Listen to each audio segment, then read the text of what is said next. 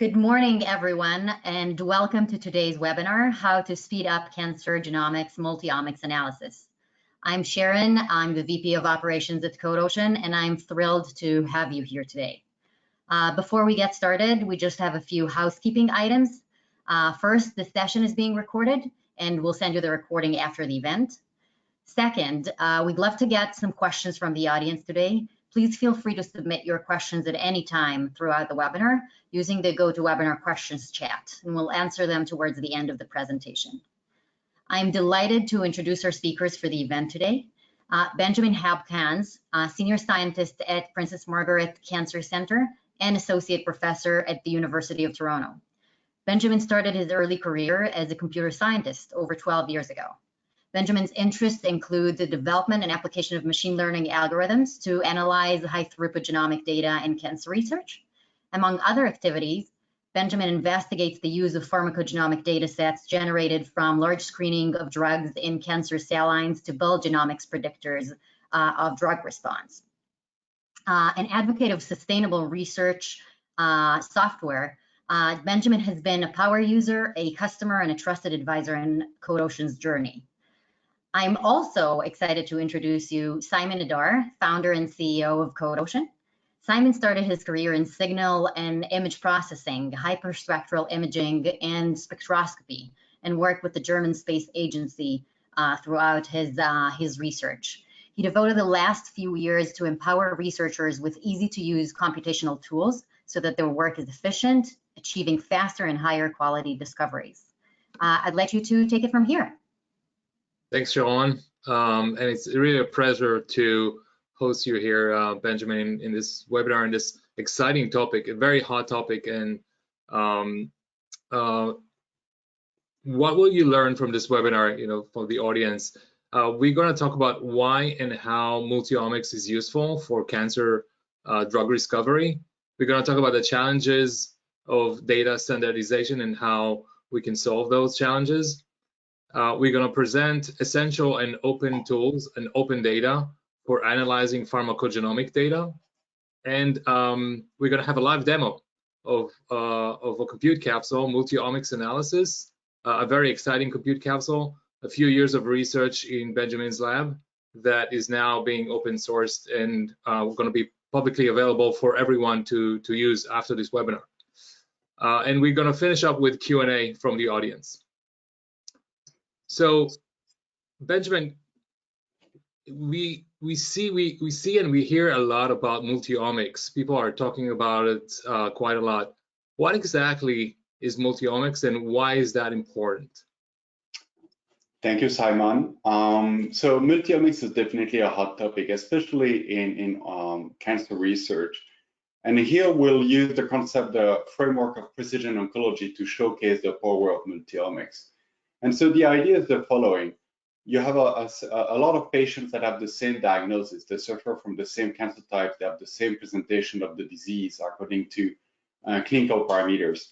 However, when you dive deep into the tumors, you realize that each tumor is really unique when you start profiling the different aspects of the tumor characteristics, such as mutation or copy number variation, et cetera, et cetera. So those are the big molecular data that we can obtain from new technologies like high throughput sequencing.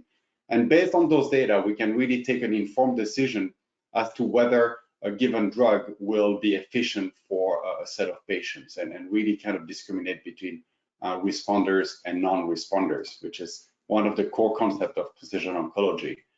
And so multi-omics is this very complex data we can now generate using new technologies to better understand what makes those tumors so unique.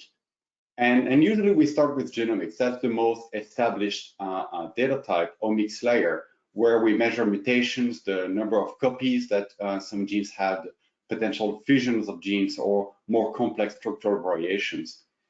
But nowadays we also able to measure epigenomics, so all the modifications of the DNA that also influence the way cancer cells will, let's say, respond to therapy, such as methylation patterns or access of chromatin, the chromatin accessibility. And the transcriptomics is also a very well established omics layer that a lot of people use to investigate how or genes are being expressed, whether they code for protein or they're non-coding, or transcripts may be fused and again influence how cancer cells will respond to therapy.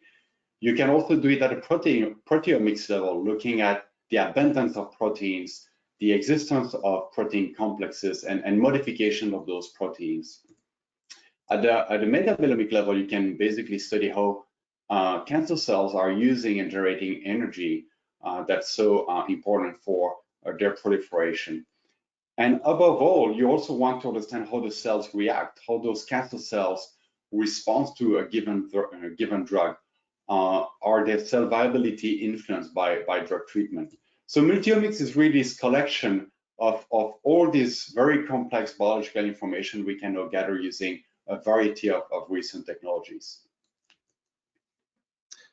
Great. So now we're going to pause for a three-part poll. So 3 polls.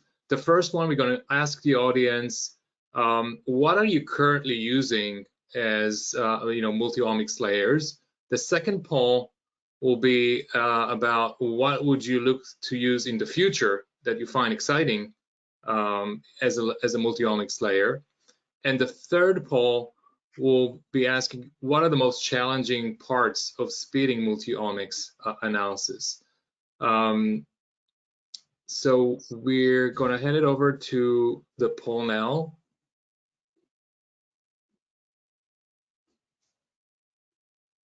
This is the first question, which is what are you currently using in terms of the layers of multi-omics?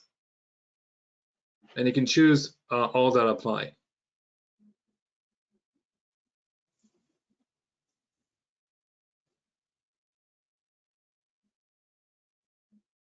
Okay, I'm going to give it a few more seconds. Benjamin, I don't think you'd be surprised with what we have here. Looking forward to seeing the results then.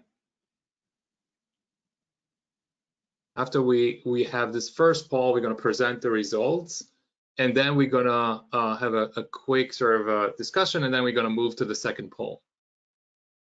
Okay. And here we are. In a way, it's really expected. Genomics and transcriptomics are the most mature technologies that are also being used in clinical setting. So I think it makes sense that those are really the top 2. And it's great to see that epigenomics is really catching up. I think there is very rich information there. Proteomics and metabolomics are really key from a biological perspective, but they're also the most difficult to implement. The technology is very complex. The data are very hard to analyze. So it also makes sense that those 2 are a bit behind the other top 3. Okay, great. Why don't we move to the second poll? Excited to see what we're going to have there. And the second poll is about what are you looking for in the future? What will be exciting for you to use in your future research in terms of the multi-omics layers? And while, sorry, go ahead, Siobhan. We're on. The poll is running. Okay, great. While we're getting the results from the audience, I must say, Benjamin, that for the first poll, when you and I were sort of having our prep work for this webinar, you were anticipating and predicting those results. I was expecting the genomics to be a little bit further ahead, so it's great to see that transcriptomics is very, very close. But yes, those are really the technologies that most people are using where they're, for instance, looking for biomarkers, which is one of the topics of that presentation. Were you surprised about the epigenomics being as high as it was? Oh, actually, if I have to personally choose, that would be the next technology that I would use. I don't want to influence the audience here. I'm very curious to see what's going to be the results of that poll, of this poll. Okay, let's see what comes up. Okay. Awesome. So yeah, that's exactly what I expected. That's also what I'm personally focusing on in terms of research. I think really epigenomics has the potential to really change the game in precision oncology. And it's very interesting to see that metabomics is really almost as exciting as a future layer, omics layer, than epigenomics. So maybe in the Q&A session, I would love the audience to comment on how they plan to use metabolomics, which is definitely also a very important layer. But is there potential in precision oncology? I would be very interested to discuss that. Mm-hmm. And were you expecting like proteomics to be higher than metabolomics? Proteomics, I would have expected it so. But I think people are more used to proteomics. They understand the challenges of proteomics better. Maybe metabolomics kind of benefit from a novelty factor, and people will realize that metabolomics are probably equally or more complex than proteomics. So future will tell us. Yeah, maybe it's the excitement about the metabolomics that influenced that number to be higher. Cool. Why don't we move to the third poll, which is what is the most challenging part of speeding up multi-omics? And we have data access, data prep, data analysis, collaboration, or other. If we didn't present anything that you might think is more challenging. Again, if you choose order, a great topic for discussion in the Q&A session. Yeah. And we don't want to influence the audience, but very, very excited to see what are the results there.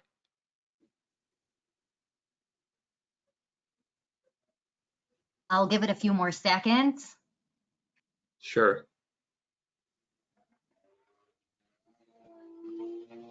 And by the way, we'll be sharing the results of the polls if you want to use it in your presentations or internally. All of this will be available after the webinar, both the presentation, the recording, different artifacts, and of course the compute capsule, which is open access and open source, that you can have. You can download everything and you can use it.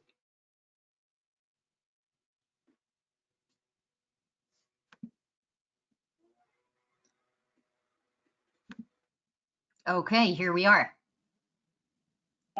That's very interesting. So it looks like data access is still quite a bit of a challenge. Data prep is also surprisingly high, and in my experience, that's probably where I want to spend the least amount of time, but that's probably where I spend the most time.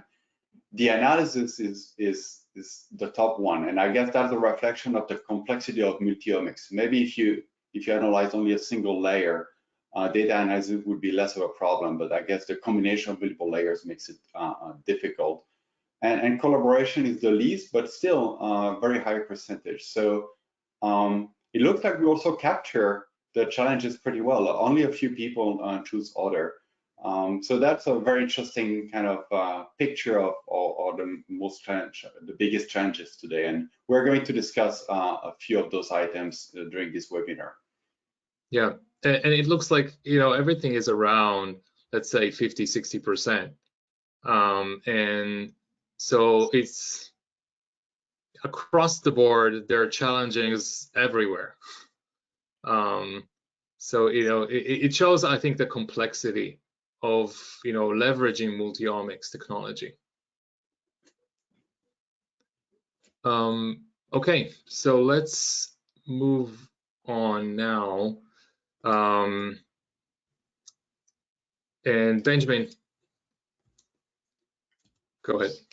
Okay, thank you very much, Simon. So today we're going to discuss actually a lot of those challenges and hopefully provide solutions for the audience. And we will particularly focus on this first webinar on genomics and transcriptomics, which, by the way, happens to be the most used omics layer according to the poll. And of course, the pharmacological profiles of cancer cells, because we really want to identify biomarkers to improve precision oncology. So we're focused on the three layers. Yeah, and it looks like, you know, the multi-omics has a lot of potential and a great opportunity to benefit patients that are coming into the clinic and being given the right drug for them, that it will be efficient. And the question that comes up is, what's stopping us? What are the challenges to be able to achieve that? That's a great question. So I think now we have the technology to generate very large volumes of multimodal data. So technology is not really the bottleneck anymore. We also have access to advanced computing, including cloud, to really analyze those data efficiently. However, as the poll suggested as well, we spend a lot of time in cleaning and processing the data so that they're finally amenable for analysis. And that's due to multiple factors, including the lack of standards, which makes combining multiple data sets difficult. And we keep reinventing the wheel by cleaning the same data sets again and again and developing the same methods to do so. And that results in a declining return on investment. So the discovery process is slowed down. You have suboptimal results because sometimes you cannot really analyze as much data as you would like. The collaboration is made inefficient. Sharing data set becomes difficult if we don't talk the same language and use the same format. So a lot of error-prone curation operations happening there. And what we are proposing here is a framework for multimodal data analysis. So first, we would like to help the community create multimodal data set in a transparent and reproducible manner using established standards. And that will definitely help us share more efficiently those data sets. So we want to make those data sets easier to find, easier to access, easier to combine, and easier to use. And at the end of the day, what we really want to tackle is the biggest challenge with it, which is how do we analyze those multi-omics data sets? Now that's also reflect what we've seen in the poll. So can we provide a computational framework that enables collaborative analysis of multiple data sets based on the fact that now we can share highly curated data sets? So we talked about, you know, what is multi-omics? Why is it important? What are the challenges? The question is, did we see any success yet with multi-omics? Do we have proof that is actually beneficial and it's a good direction? Yeah, so we've been discussing personalized medicine and precision oncology for a while.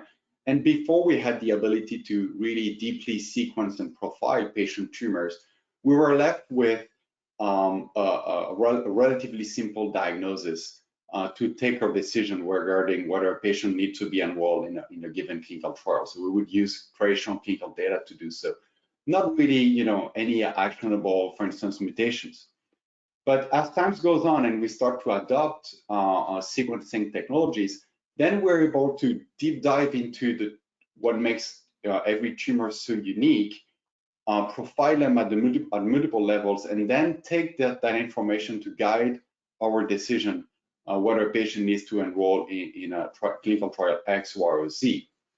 And hopefully that matching will really be beneficial for the patient as he or she is much more likely to respond.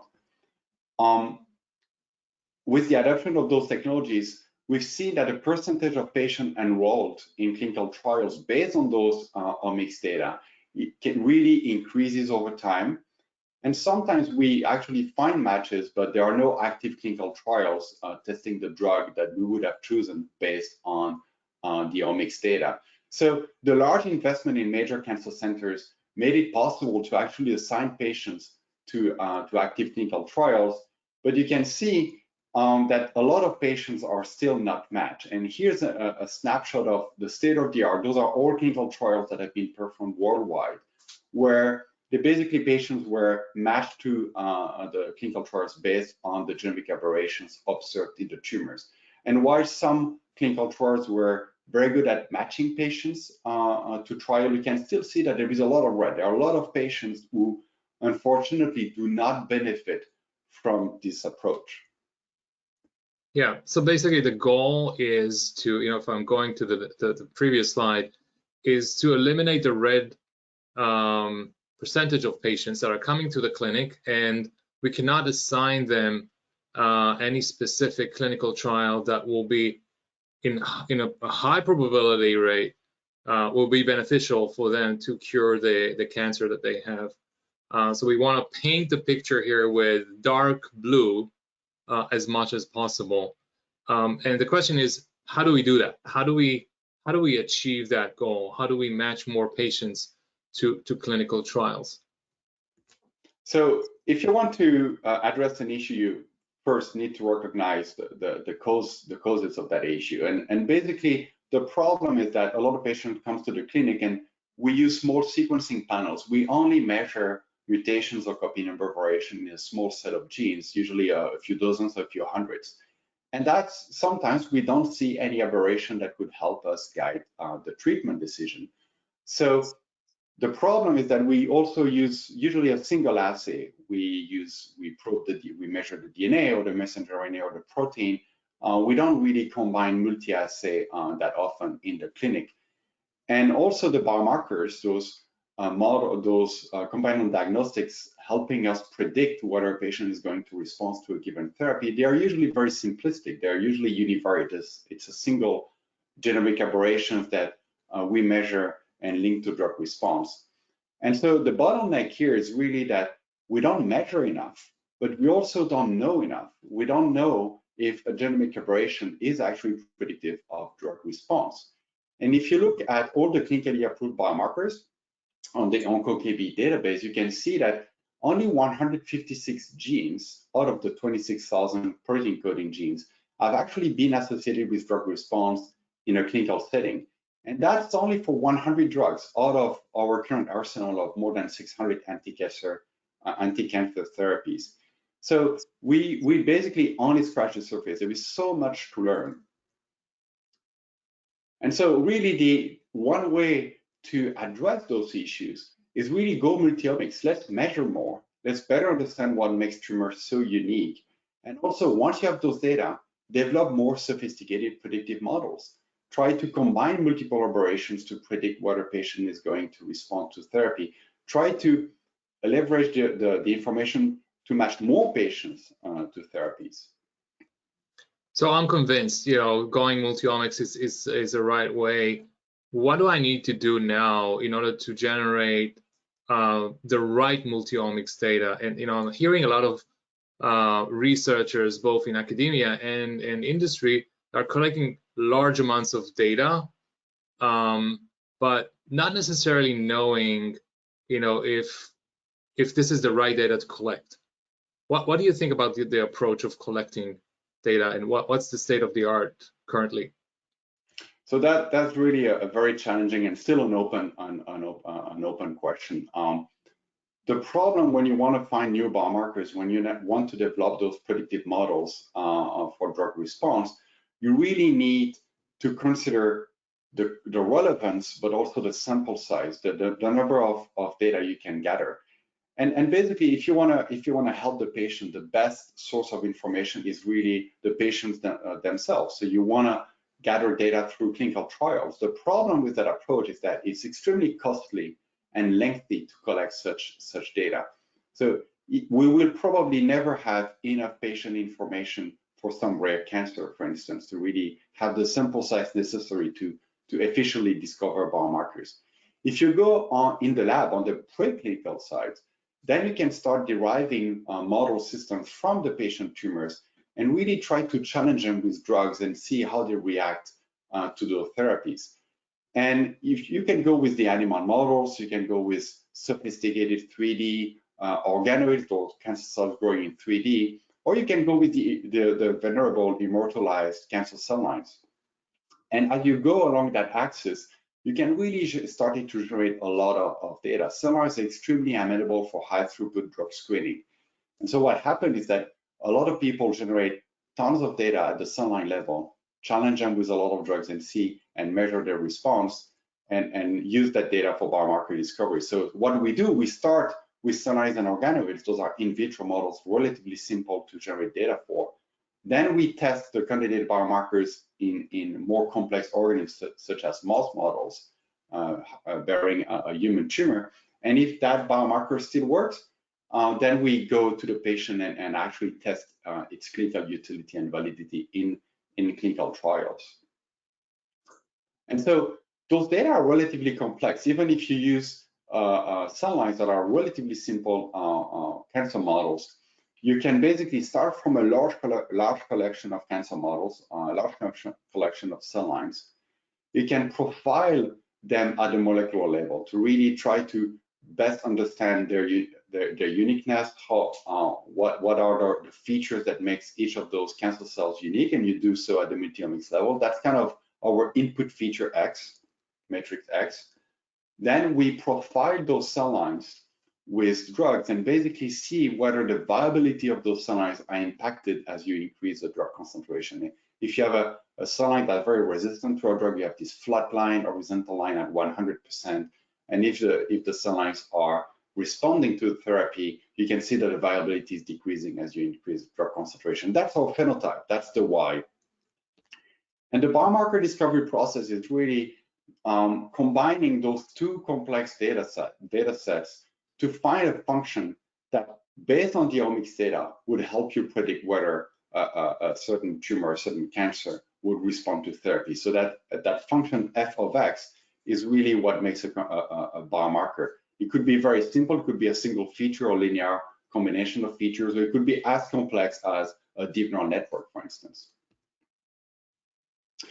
And the beauty in the field of preclinical cancer pharmacogenomics is that we got access to tons of data. And it all really started in the end of the 90s with the National Cancer Institute Developmental Therapeutics Program, where they screened a small set of 60 cell lines with a lot of drugs.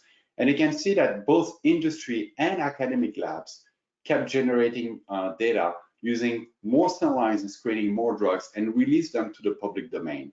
So you can see that GlaxoSmithKline, Pfizer, Genentech, AstraZeneca, and Novartis all contributed public data sets for the research community to leverage, as well as their competitors as well. You can see that academic labs have done the same along the years. So it's really a massive amount of data that you can now be using, you can now use for biomarker discovery. You know, I remember from my PhD that I was collecting different types of data sets, open data sets from various sources, and it was a great challenge. Everyone was measuring differently, the formats were different, the metadata was different, and I spent a lot of time basically cleaning and organizing in a way that I can combine various data sets into one coherent analysis. You know, I'm looking at this, there's a lot of data here being generated in all sorts of places, a lot of potential here. I wonder, you know, how easy it is to actually combine those data sets. So your experience during your PhD matches very closely what we see in cancer research as well. All those data sets are very unique and very different in many ways. They don't use always the same standards. The way the format they use to release the data is very often different. They sometimes lack metadata about the experimental design or how you treat the phenotype. And so at the end of the day, all those pharmacogenomics data, even so it's a massive compendium, they're very difficult to clean and create and align, and they are not directly amenable to statistical and machine learning analysis. So really what we need to do now is to improve the fairness of those pharmacogenomics data. How do we make them more easier to find, access, more interpretable because we use standards, more reusable? And maybe something also very important that's often overlooked is how do we make this whole process more reproducible so that people can easily scrutinize, improve, and reuse in the future. And so that is really what my lab has been focusing on for many years. There are many brilliant trainees that have worked on that problem to really try to do it in a way that the community can reuse. It doesn't have to go through the same process, same pain again. And so we developed the Pharmacogx Toolbox. It's an open source R bioconductor package that really help the analysis, the integration of all those data so that you can download data and directly focus on the analytical part. And so in the lab, we've curated 8 data sets so far, and there is much more coming. And that represents a very large panel of more than 1,600 cell lines coming from 41 different tissue types. It's almost like almost 1,000 compounds that have been tested on those cell lines. and that represents more than 1 million drug dose response curves. So the combination of those data sets really represent a massive data compendium for biomarker discovery. And so we are going to discuss today one of those data sets, one of the largest one. It's called the Cancer Cell Line Encyclopedia. So it's a collection of over 1,000 cell lines from their broad cell line factory. And they basically team up with Novartis, who did a lot of drug screening on these very large panel of cell lines. And the Broad Institute has also provided those cell lines with a very, very diverse set of omics technologies: mutation, copy number variation, gene expression, methylation, proteomics, metabolomics, as well as chromatin accessibility. So it's a really complete data set. And we've created that data so that the integrated object can be analyzed using our Pharmacogx package. Yeah, so before we dive into the most exciting part of the webinar, which is the actual compute capsule, which is open, just a few words about what is a compute capsule, what is CodeOcean. So CodeOcean has developed a technology we call the compute capsule, which is basically a secure and standard package that comprises three the most essential elements of any computational work. And it's the code, the data, the computing environment in form of Docker, and the associated result. And a lot of people are asking, so what's the difference between this and Docker? Docker is only one component of the compute capsule. And the technology is built in a way that you can attach data sets. It could be as large as you want. It could be terabytes of data as well, to one computational framework. There's a repository of compute capsules.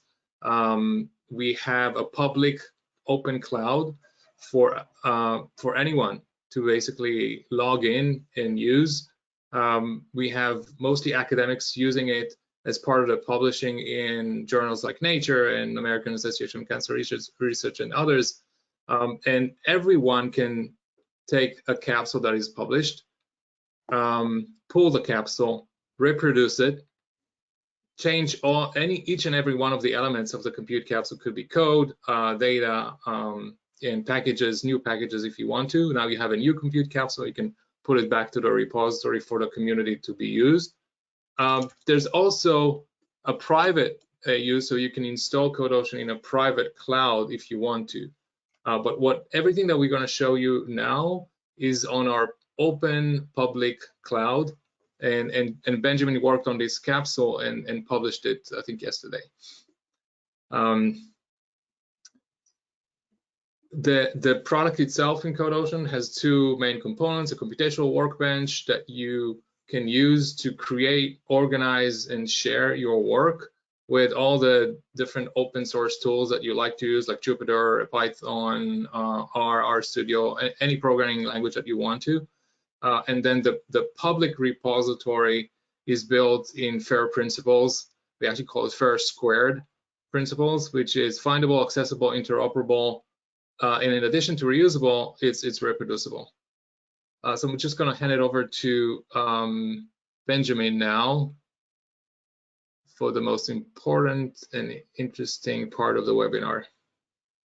Perfect. So thank you very much, Simon. So as Simon said, the code and the data is only part of the story.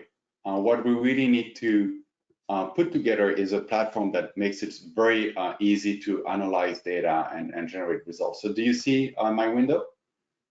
I think we see a blank window. Oh, okay. Sorry for that.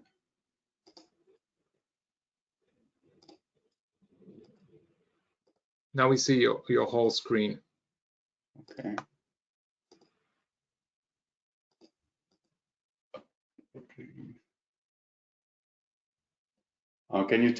Can you take over and give me the permission to share my screen again? Yeah, maybe you could just magnify the window, the Firefox window. Does it work now? Yeah, works. Okay, perfect. Sorry for that.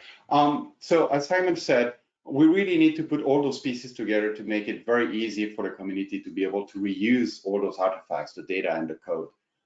So we basically use CodeOcean here to basically load the data and generate some code and be able to share that with the community. So I would like to present you what the interface looks like. On the left side, you have all your different files. Most importantly, you basically have a very easy way to attach data to your capsule. So for instance, here, I selected the Cancer Cell Line Encyclopedia data asset to load into my capsule. And on the right side, you can basically change the code, clone the capsule, commit, and use a different series of tools here that are very common in the bioinformatics community. And the capsule itself, it's a markdown, so it's a combination of text and code, as you can see here, that will basically do a lot of the, basically all the loading the data, loading the software, and do the analysis for you. And that is has been packaged into a Shiny R Markdown to really make it very easy to probe the data set. So I'll present you the results of that capsule. So first of all, the disclaimer about access to the data, I think credit needs to be given to the data generators, and the Broad Institute has done a fantastic job at sharing all data and metadata with the community. So here you have a few explanations about what pharmacogenomics is, how you can use the Pharmacogx package that we have developed in the lab to analyze those data, and how you can access the Cancer Cell Line Encyclopedia data set. So you basically load the library, read the data asset that you've loaded in CodeOcean, and if you print that object, you already see a series of information that's quite interesting. What kind of data is part of the data set, how many cell lines, how many drug dose response curves, for instance. But that's a very complex data set, and that's kind of what makes multi-omics data sets so unique. And so if you want to start probing those data objects, because they've been created and standardized, you can actually easily do so. So if you go on the cell lines and you want to know, well, what's the sex distribution of the cell lines, or what's the tissue distribution of the cell lines, you can easily do it here through interactive menus. You can see we have a lot of lung cell lines and lymphoid and hematopoietic cell lines, for instance. You can actually gather more information about those cell lines if you wish so. For instance, if you want all the bone cell lines and you're interested in specific sources, let's say all the bone cell lines from ATCC, it's only a subset of that table, but all the information is there, including histological type, sex, and source, for instance. And that's only for the large panel of cell lines. What about the drugs themselves? As I said, Novartis generated a lot of drug screening information for many drugs, and you can see here that those drugs, not surprisingly, are majoritarily from mostly from Novartis itself. They were interested in their own drug, makes sense. But they also tested all drugs from competitors to basically provide references and potentially improve the biomarker discovery process as well. Those drugs have also a lot of metadata annotations directly accessible from the data object. So for instance, if you're interested in the kinase inhibitors or the cytotoxic agents, you can see the company who produced the drug, the target, the annotated target and mechanism of action, the class, whether it has been already launched in clinical trials and what's the highest phase, and whether it has been approved by the FDA, for instance. So now we can easily probe cell line, learn about the cell lines and the drugs that are in this multi-omics pharmacogenomics data set. But what about the multi-omics themselves? So those data are also obviously very complex and very high dimensionality. A lot of genes, a lot of measurements have been generated here. And so to first present the DNA information, so the mutation as well as the copy number variation, either deep deletion or amplification, we can use what we call an oncoprint, what the community is calling an oncoprint plot. So it's a plot where you have all the cell lines in columns, you have all the genes in rows, and you have the mutations represented as this little green dot. Then you have the blue and the red cells representing the copy number of that gene. So whether the genes has disappeared from the genome of the tumor with a deep deletion, or the gene has been amplified. There are multiple copies of that genes. And you can see here that if you, for instance, select the lung cancer cell lines, but you can select any others, and you choose a different a given pathway, just a set of genes of interest, you can see here that you have a lot of cell lines with deletions, a few cell lines with amplification, but there is no real patterns of co-occurrences. So if you have an amplification of the gene, you often don't have a mutation in the same gene. So that basically depicts the complexity of the DNA information in those cell lines. Now, if you want to look at the genes, yep. One thing that we did not mention is everything that you're showing here could be used. You know, there are different personas here that can use this: bench scientists, bioinformaticians, computational biologists. So everything that you're showing here, it's a web application that you don't need really any knowledge of coding. It's ready to be used for non-coders as well. And if you're a computational biologist, all of this is open source. So you can, if you want to change what you're saying here, you have the power to do so. Correct. So I think that's really, for me, the beauty of those capsules is that it's basically useful for different groups of people. If you want to dive into the code, you can easily clone it and modify and have different menus and different ways to visualize the data. If you just want to have a quick look at what this data contain, then you can look for your favorite cell lines or favorite drugs and see whether you have data of interest there. And then you can collaborate with people who are very good at programming, for instance, to actually add functionalities. And this capsule is a living document in the sense that it will be improved and enriched over time, as you'll see at the end. So we already saw how we can visualize DNA. Here's a way to visualize gene expression with a more traditional heat map, where you have, again, all the genes in columns, in rows, sorry, and all the cell lines in columns, blue representing a lowly expressed genes and red representing a highly expressed gene. So you can see that some genes are already lowly expressed across the board or highly expressed across the board. But there are some genes where you see a lot of variation, and that's really where there is potential for a biomarker to see whether that variation is actually associated with drug response.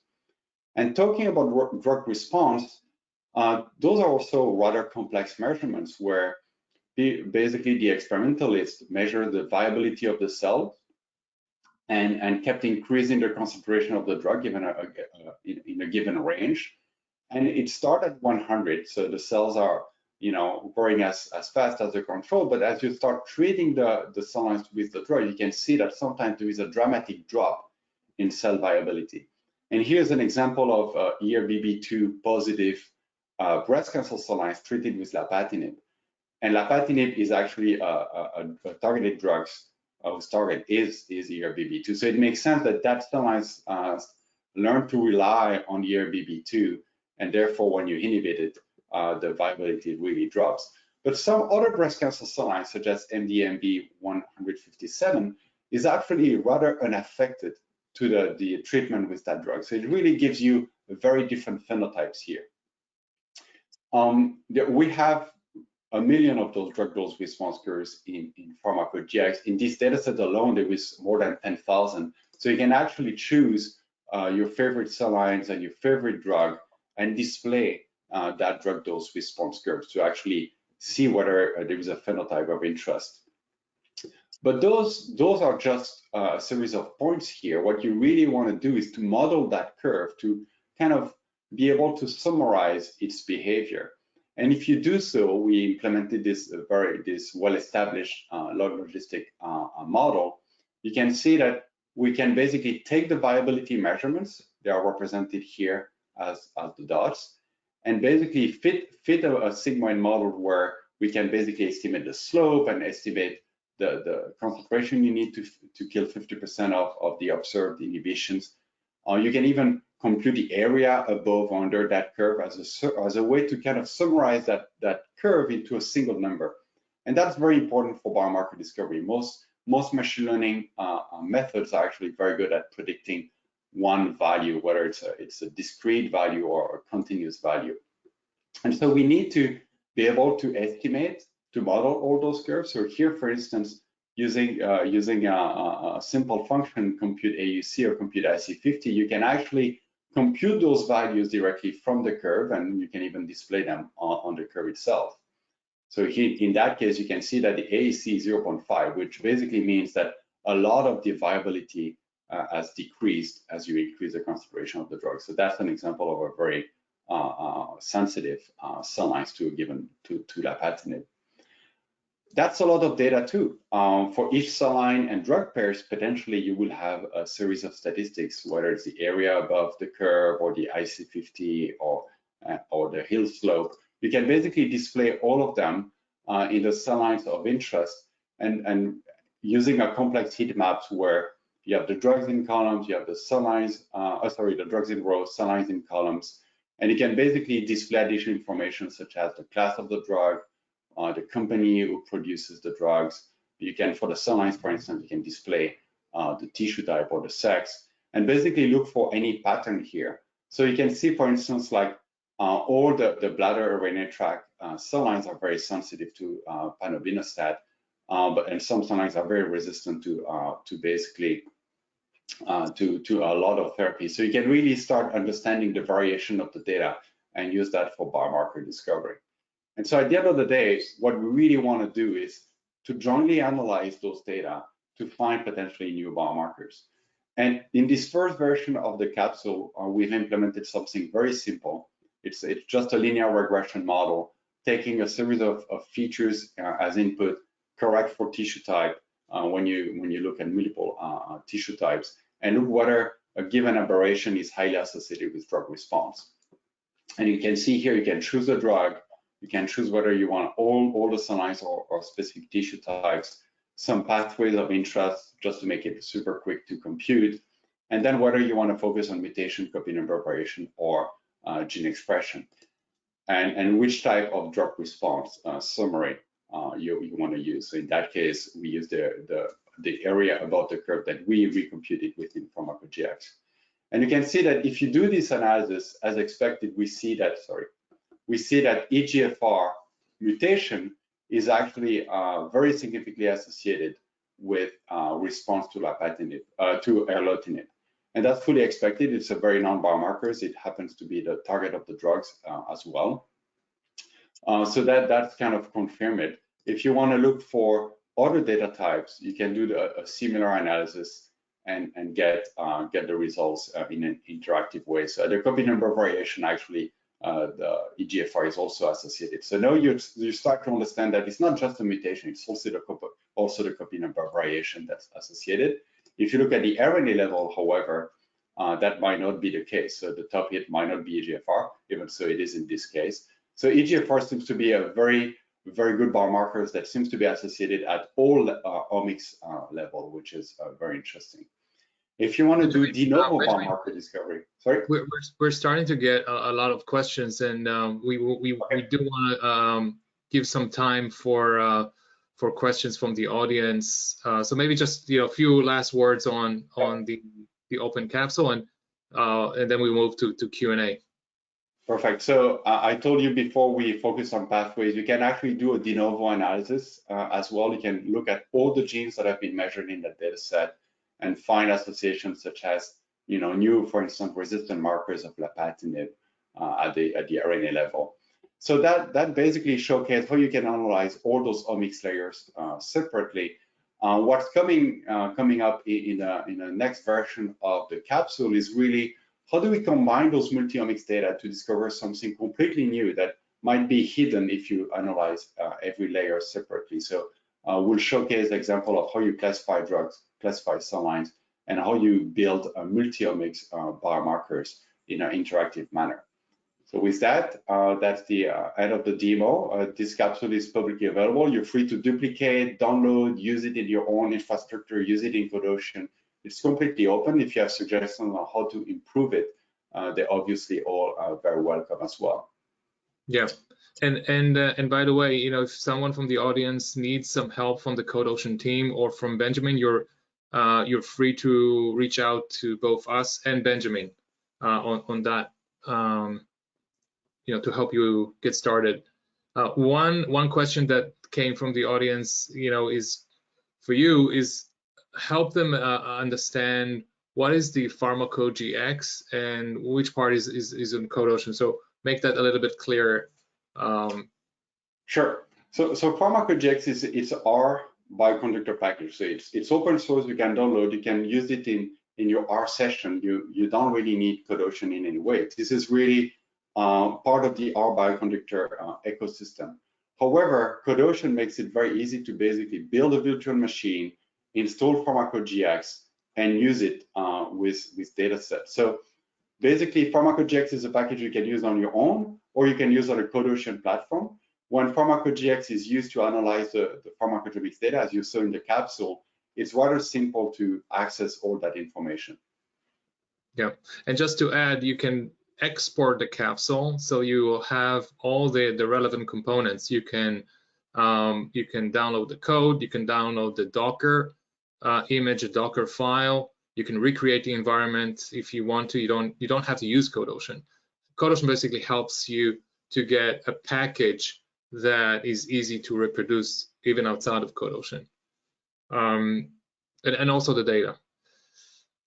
So Simon, I'm going to jump in here with another very interesting question that we got from the audience, and we are kind of transitioning into the Q&A. That's a good opportunity to remind everyone we're still collecting questions. One question we got from Evan was, what is your thought on the match miner developed by Dana-Farber? I think that's a question from Benjamin. Yeah, so Match Miner is a fantastic framework to, as I said, match patients to clinical trials.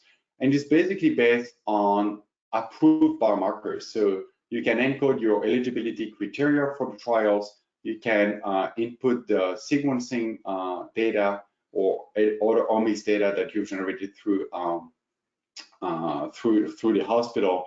And based on those two pieces of information, it will basically tell you, based on those approved biomarkers, this patient is eligible to clinical trial XYZ, and that's heavily used, I suppose, at Dana-Farber, but maybe other institutes as well, to kind of help the clinicians guide their decision on which trial the patient should be enrolled in.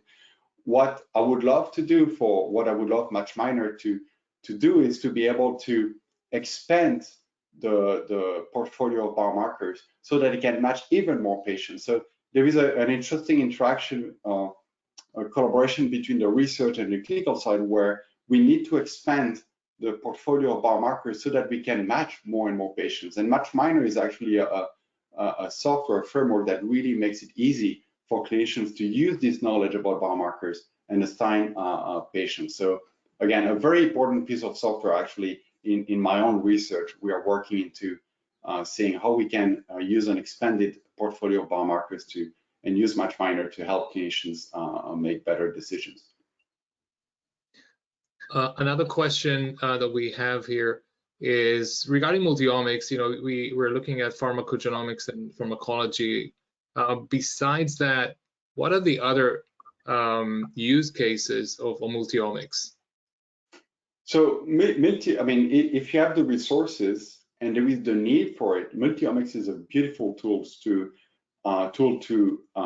investigate many other questions. It could be used in agriculture if you want to optimize, the way a crop is growing. You may want to use it in mining to study the effect of mining activities on the environment. So it's just a tool to probe the biology at a very, very deep level. And it's basically used in many other areas than precision oncology.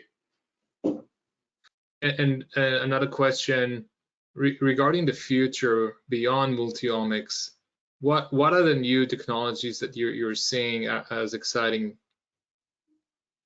I heard about taking multi-omics to the spatial level.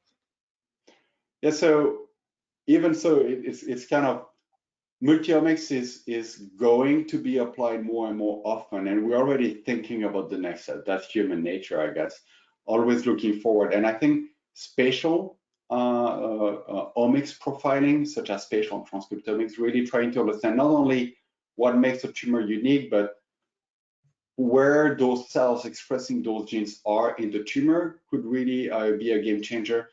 Single cell omics profiling as well, understanding that a tumor is not composed of all identical cells, but there is a lot of heterogeneity across the cells. So single cell omics and spatial multi-omics are really the future, even so those technology needs to mature a lot for them to be applied on a large scale. But that's really, for me, those are two very exciting technologies, as well as liquid biopsies, not only doing it from tumor material, but also potentially blood, to really better understand and monitor the response of tumors to the treatment. Yeah. Another question is, the multidimensionality nature of the data reminds me a lot of tools that you can use, like mathematical hammers for dimensionality reduction, diffusion maps, all sorts of machine learning tools that people are using, not necessarily in the bio space. Are there any? Do you see a lot of collaboration there to tackle multi-dimensionality of the data? And that's a great question. So I think there are two schools, probably many others. One is really trying to model the biological mechanisms that we know, and basically look for interactions between the different layers. And that basically requires very deep understanding of the dynamics of the system. But that's where probably mathematicians are really shining in the field of systems biology. And another school of thought is really to try to get enough data to learn that from scratch. And that's where machine learning techniques that extract signals from multiple layers and potentially look for complementarity or convergence of those signals are really, really efficient. So I suspect it will converge as we know more and more about the biology and the dynamics of the system. This knowledge will be included in more sophisticated machine learning techniques. But for the moment, those are really kind of the two approaches that people are using. Okay, that's great. I just want to mention we're getting a lot of questions on how to use the capsule. I think there's a lot of excitement of everything that you've shown. So we're really happy to help everyone. There's a chat item on the CodeOcean application. So you're more than welcome to approach us, and we're going to get you up and running with everything that you need. Simon, maybe before we're wrapping up, I do want to jump in with another question that we just got from Christina. What about other disease? How can the capsule that Benjamin just presented help there? Yeah, that's a great question. It's really the hope, and the hope is to make that framework as reusable and as flexible as possible. So for the moment, we focus on cancer pharmacogenomics because that's what my lab has worked on for many years.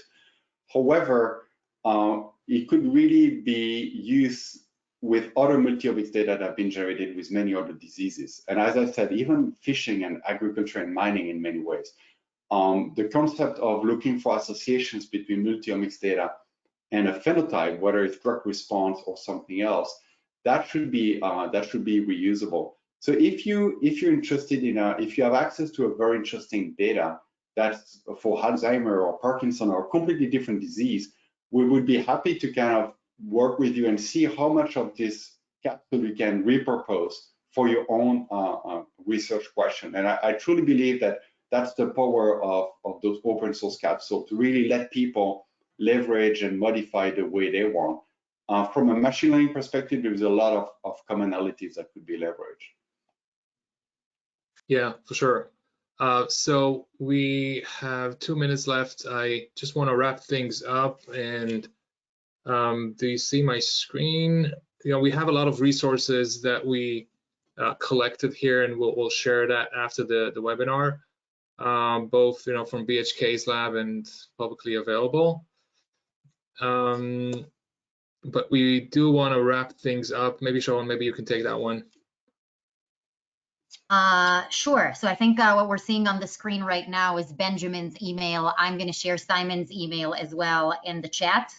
I'd like to thank everybody for coming in today. It was great having you. We'll be in touch in the next few days with the recording and a link to the capsule. On behalf of CodeOcean and our presenters, thank you again. Have a wonderful day. Thanks, everyone, and thanks, Benjamin. Really, really exciting sort of open source package here. Thank you very much, Simon. And all feedback is welcome. Let me know if you want to see a new functionality. I'll do my best to implement it or work with smart people to implement it. So we'll make the capsules better over time with your feedback. Yeah, that's actually a great point, because this is a work in progress. I don't know if the audience noticed that we are mentioning that some of the things are coming soon. So this is something that Benjamin, your lab, and you're working on, and we're happy to facilitate. And if there's some questions from the audience that they would like to see a specific direction, actually that's something I think that you find very, very exciting to get as feedback. And all credits also come to the many trainees who worked on that along the years. So we'd like to thank all my lab members as well. Absolutely. All right. Thanks, everyone.